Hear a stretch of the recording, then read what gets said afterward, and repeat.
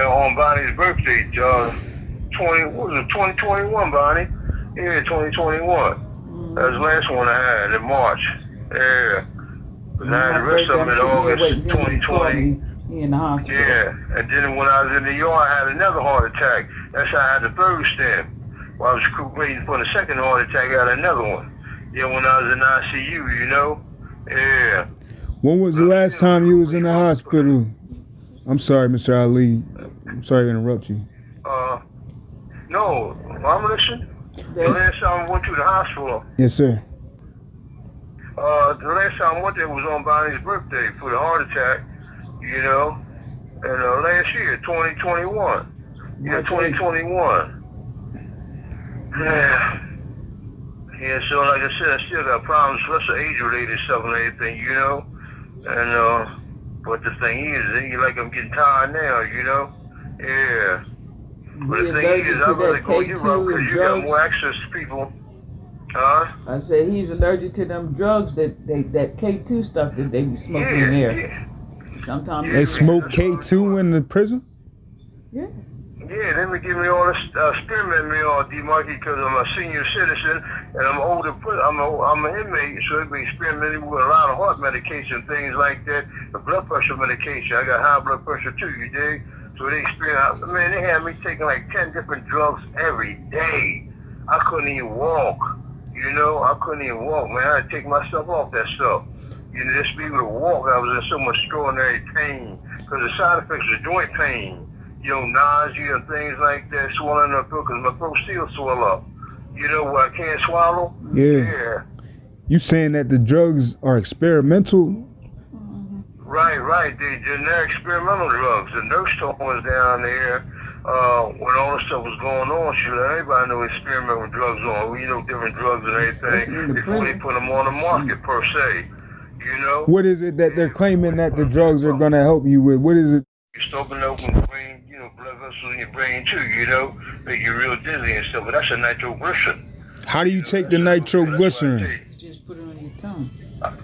Yeah, you put it on your tongue, whatever you feel, you gotta put it on your tongue and dissolve. You know, it's real strong, you know, yeah. You have 30 seconds remaining. Yeah, so, you know, that's what I'm dealing with now. But I need you to, Mark, you get on your face page and let the world know. Yes, sir. That you got a wide following. You dig it? Like that, let's work on this thing. You dig? Because all angles. You know, because we ain't got them loose. We've been battling so far, you know? Yes, sir. And this is where we at now. We've been fighting. Bonnie's been fighting for me. She know. She been with all the people. All the people made all the promises.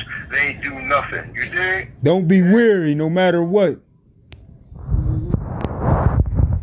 He came all the way here because you were supposed to be released yesterday to meet you and greet you and see you. He came home from Georgia. So this is why he's here talking to you now, because he's upset that you have not been released. Right. So, all right. So y'all go ahead and tell him what you want him to do, or he gonna tell you what he can do. I want to ask you something real quick.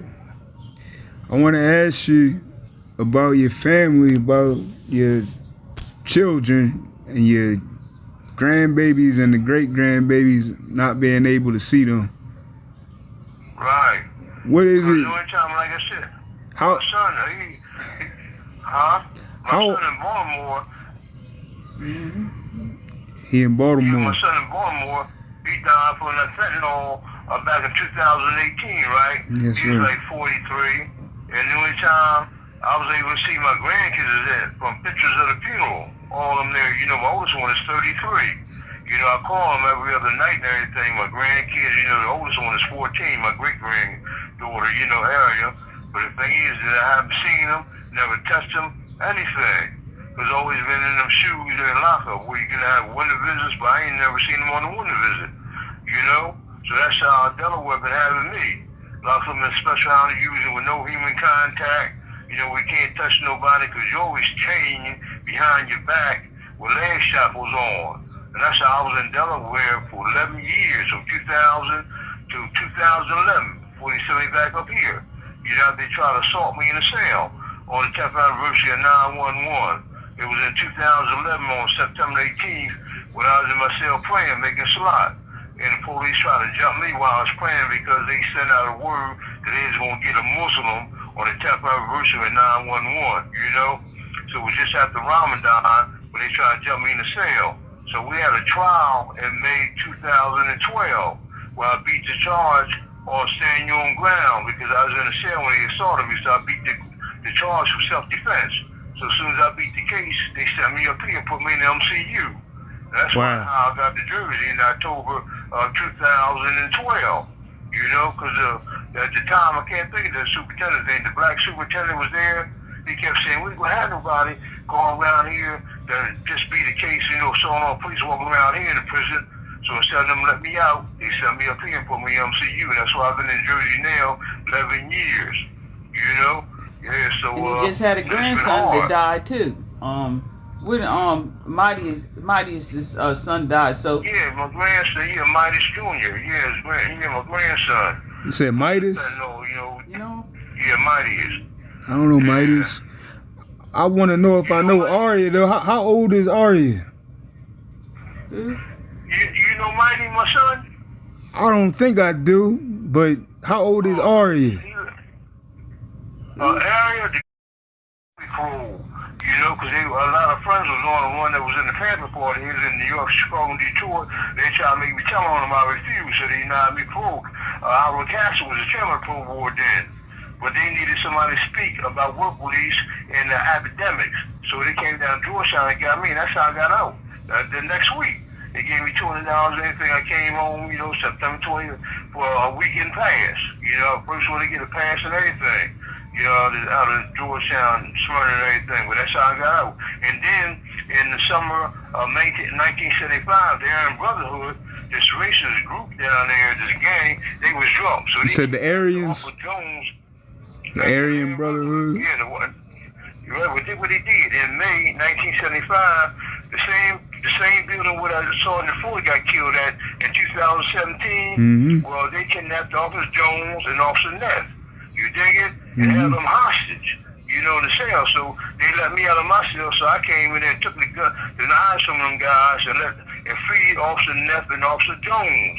But they never said anything about that down in Max, you know? Yeah, I freed them. Yeah, when they was kidnapped down there by Aryan Brotherhood, they got drunk, kidnapped two guards. The black guard was named Jones, and the other one, the white guard was named Neff. You dig? And I freed them. You dig? And let them out of there. But they never say anything about that. But they want to talk about me punching the guard in 78 and 77, but they ain't saying nothing about me freeing the guards that was held hostages, you know? Yeah. So that was the situation. And then I was controlling everything down there in a sense where as though I didn't have any violence on my tier. There wasn't no stealing on it, no robbing, no raping and anything, you know? Yeah. And so God, Big Paul, I don't know if you know Big Paul Davis, he said, you made a mistake. I said, why? He said, because you did something that the guards couldn't do. You broke up the fights and stopped all that there. So the captain said, this inmate got too much power. He got too much power. Anytime custody can't stop inmates from fighting, but an inmate can, he got too much power. So that's when they set me down back up to Smyrna. You don't put me in Supermax. So I started breaking up fights and everything when nobody couldn't steal nothing. So they didn't want that. So that's when I discovered that they wanted people to fight like that so they can go down to state legislators and ask for more money for custody. You dig? Because they pumped up all them records and everything, talking about there's a lot of fighting, which it wasn't. But that's how they got more money from state legislators for custody, for Smyrna. Yeah, for that old time, that's what they did. They lied. Yeah, there wasn't no fighting and stuff like that, especially when they built the shoe, opened it up in December 2000. You know, talking about that's the worst of the worst in there and everything. There wasn't the worst of the worst in there. They was locking guys up in there. They were just talking in the hallway because you can't talk in the chow hall down there in Smyrna or in the hallway. They was putting them in there for talking.